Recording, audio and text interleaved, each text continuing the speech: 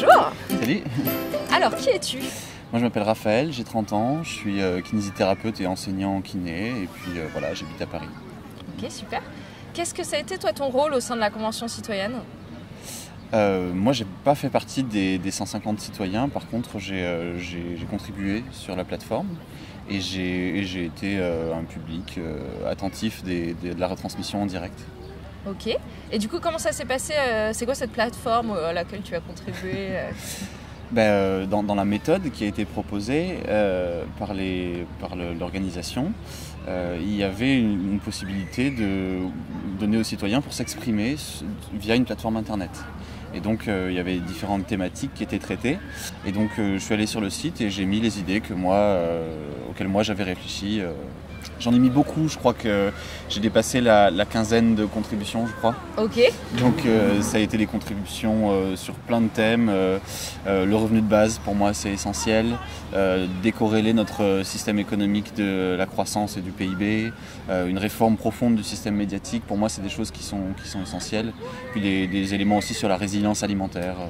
Et alors, cette convention citoyenne, qu'est-ce que tu as trouvé de nouveau avec cette technique? Ce que j'ai trouvé nouveau, surprenant et qui va dans le bon sens, c'est que les 150 citoyens se sont tous et toutes approprié le sujet extrêmement rapidement.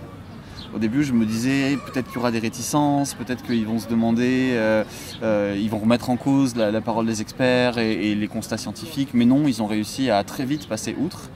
Et très vite se lancer dans une démarche de proposition et de changement.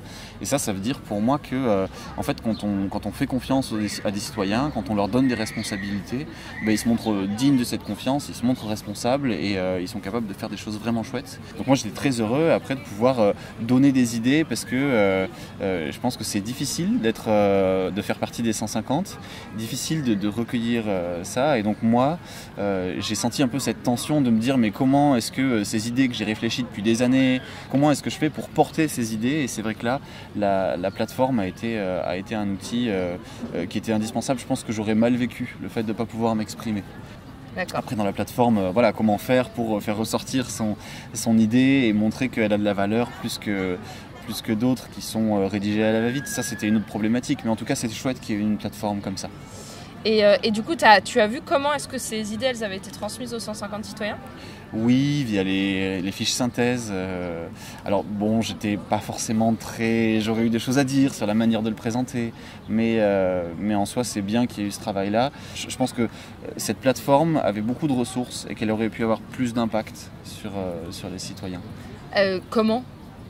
Il y aurait plein d'idées, mais au travers d'une rédaction peut-être un peu plus narrative, plus priorisée, ou bien éventuellement sous d'autres formats qu'un dossier, éventuellement de l'audio ou de la vidéo, ou des systèmes interactifs un peu.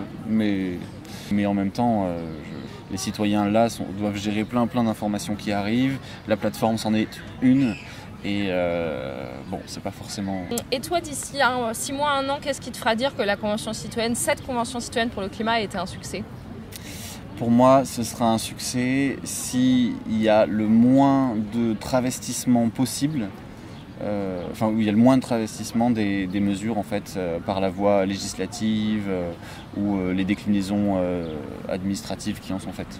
Okay. Pour moi, il faut qu'il y ait une médiatisation aussi. Ce sera un succès si ces mesures sont réellement appliquées, en fait, telles quelles. Okay. Et si tu avais un message du coup pour les décideurs politiques, qu'est-ce que ce serait? Accepter de lâcher du lest. Accepter de lâcher du lest, de comprendre qu'il y a d'autres processus que l'élection qui sont légitimes, et le tirage au sort, il y a une méthodologie rigoureuse qui fait que c'est légitime, et donc modifier le moins possible, amender le moins possible ces décisions-là. C'est vraiment important et il faut qu'ils fassent confiance aux citoyens. Et alors du coup, un dernier petit truc, tu réponds juste en un mot le premier truc qui vient à l'esprit. Si je te dis transition écologique? Urgence. Si je te dis justice sociale? Nécessaire. Si je te dis démocratie? Empowerment ou empuissancement. Si je te dis France? Un échelon parmi d'autres. Super, merci beaucoup. Merci à toi.